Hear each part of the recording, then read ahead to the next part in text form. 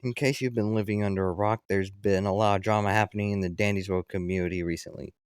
If you're one of those people who've been living under a rock, I will inform you. It all starts off with this one video by the YouTuber Duck Adam titled, "Yes, the owner of Dandy's World is lying to you." All it is just a voice call of Qwel admitting that the art Rocks drew was disgusting, and yet she still chose to defend him and stay with him for 2 extra months. It's a harmless video, right? Just giving you more evidence than you needed? Well, that's where the drama starts.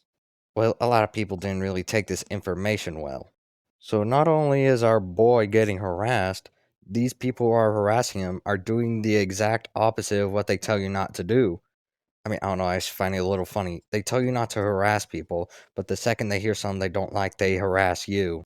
Sorry, I'm getting a little off topic. I just thought it was funny how hypocritical some of these guys can be. So back on track, a different video also made by Duck Adam perfectly explains what we are about to explain. And pretty shout out to him because he's where I got most of my information from, and you probably wouldn't have got any of this at all if it wasn't for him and his help. It started with a Discord call she had to vent about the recent situations. Unfortunately, we do not have access to this Discord call, but we do have gists of it. But to sum it up from what we know, apparently she was keeping on the team because she was conflicted between firing him and keeping him close because she had, quote unquote, grown attached to him. Now, this explanation would be perfectly fine on its own if she hadn't admitted that she wasn't going to tell anyone in the first place. Now, this could have many implications.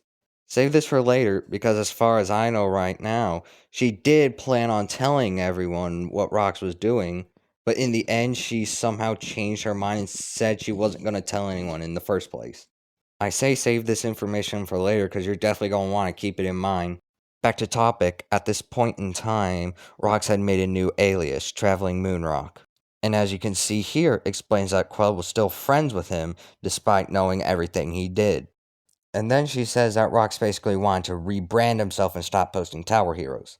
What's really important to take is that Qwel said that Rox would just move on, like rebrand himself and move on away from everything.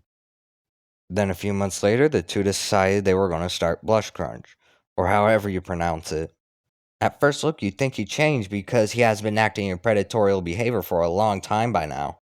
But the way they handled information like the document was a little problematic. Like they started lying and banning people, which is, I don't know about you, but that seems pretty suspicious to me. Almost like they were trying to keep a secret. Mostly because they seem to be downplaying it as just petty drama.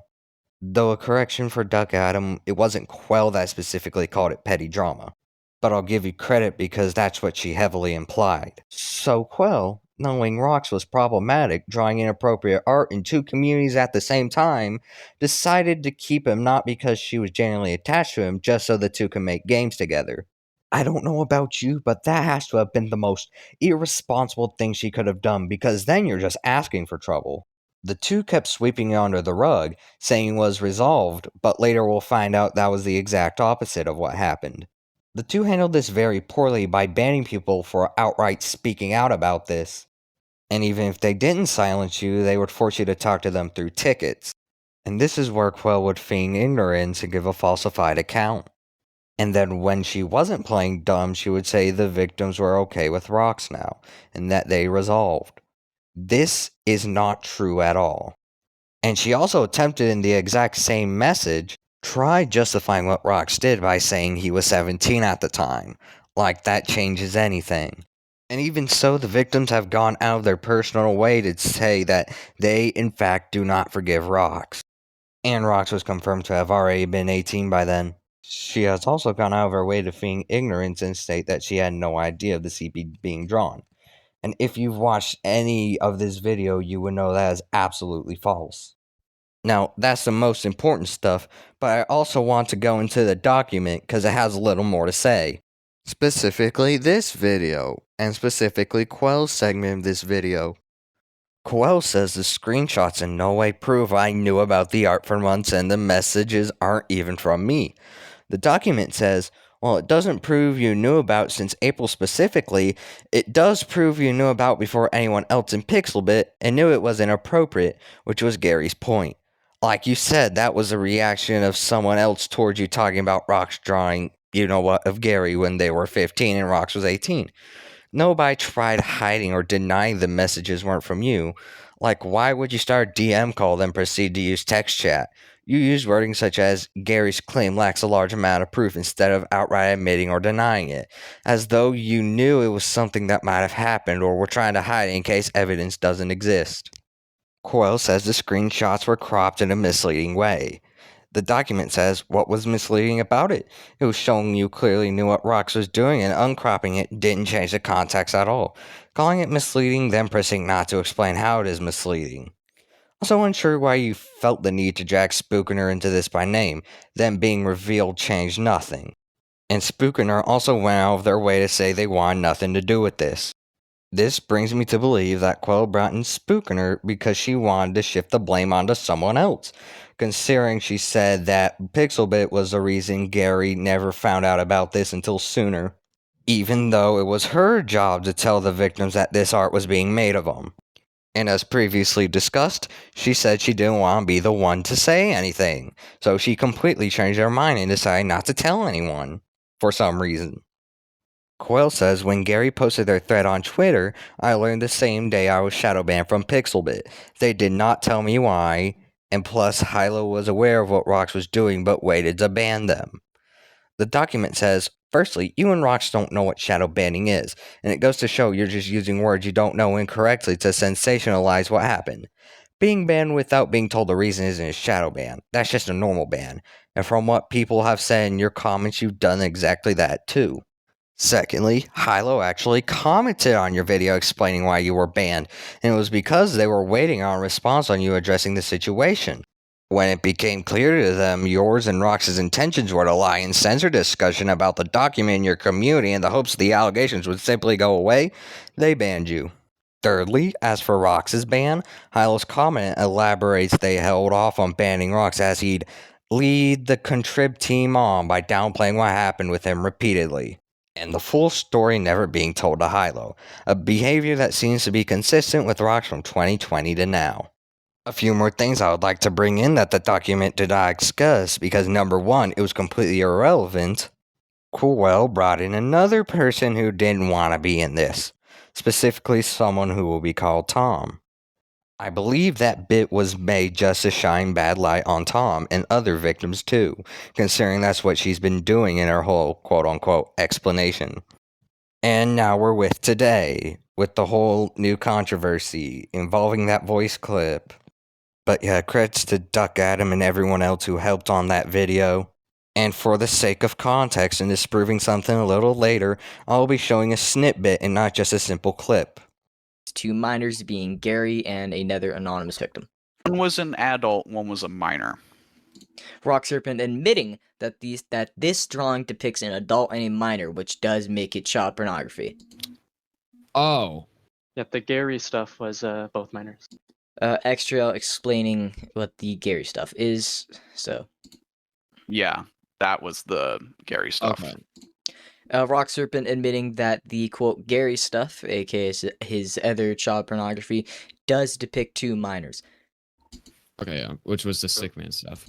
The Stickman stuff is a sort of lie that Qwel uses. It is fairly true for much of the art he had drawn, especially in some contexts where it was pretty poorly drawn, but that doesn't take away from the fact exactly what the art is. CP. Because it depicts two minors engaging in sexual act. It doesn't matter on the skill or detail added by the artist, it matters on what the art actually is. But this wasn't... Huh. I don't know how I feel. Shit, I don't know how I feel about that. I don't know how I feel about that drawing. I'm guessing... It's pretty bad. Rock Serpent saying it's pretty bad in reference to pretty much all of his art. Not only the one shown, because... that's kind of the one he's more directly referring to. But again, the rest of his art is pretty disgusting. Rock Serpent here admits it is bad. It's pretty bad. I'm guessing the one with their tongue sticking out is the minor. Yeah. Unfortunately. Oh my god. Rock Serpent admits that fact. So pretty much admitting that, yeah, it is CP because it shows a minor in a sexual act. Yeah, that's not good. It's disgusting. That is Qwel speaking. That is her saying directly that it is disgusting and that she is not a fan of this art. This clip completely contradicts what she says. This contradicts what she said with Parlo. As you can see, she said everything was hidden from her, but as you can clearly see, that was not the case at all, as she even admits it's disgusting. It was right there, in her face, so no, it was not hidden from her.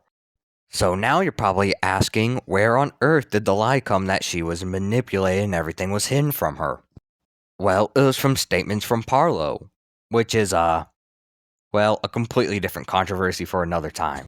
But just know that Parlo is not to be trusted on mostly anything he has to say.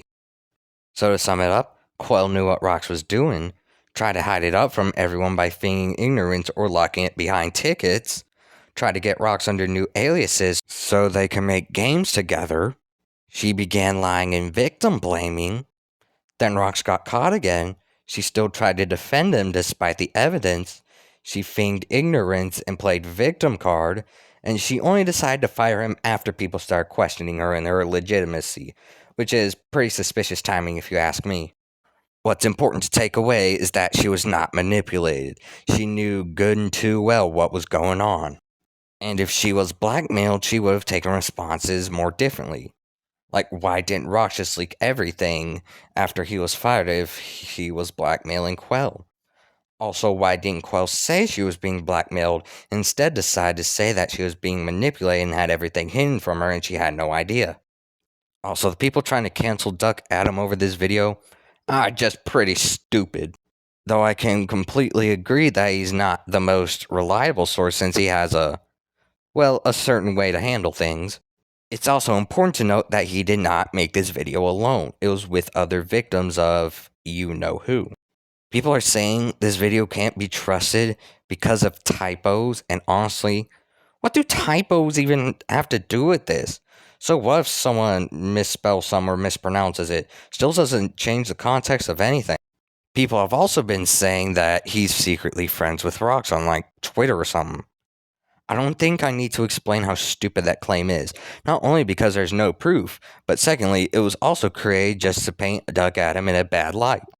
People also brought up the fact he laughed at the end because Qwel said she was afraid of him.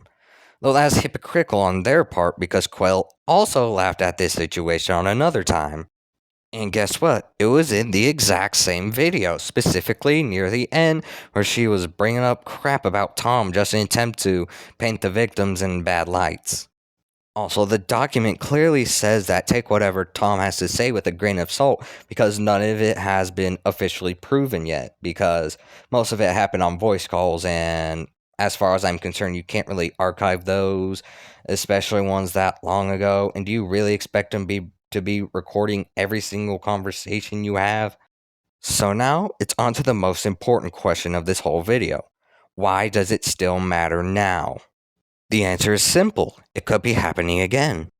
We've already discussed that Rox has tried rebranding himself under different aliases, and Qwel still remained friends with him. Who's saying he's not under a new name now? A big fan theory is that King Mob is Rox because of the suspicious timing. He seemed to come almost immediately after Rox was fired. And though I agree that it is indeed very suspicious, it is not 100% proof that they are the same person. And as a final note, do not harass anyone in this video, especially going after harassing Qwel after getting this information. As much as I did back then, and as much as I still want to do it now, as much I agree she definitely deserves what she has coming for her for doing all this, at the end of the day, harassing people won't make a difference. The point of the video isn't to harass anyone. The point is to give you more context of this whole situation. We will never know the ending of this until Qwel responds. If she responds the same way she has been, then we'll know she's lying.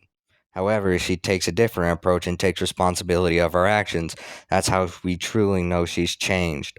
And if Duck Adam or anyone else who helped on that video are watching this, if I missed anything or made a mistake, please feel free to correct me in the comments below. I always want to make sure my information is as accurate as possible. But other than that, that is the end, and I hope you take this situation more seriously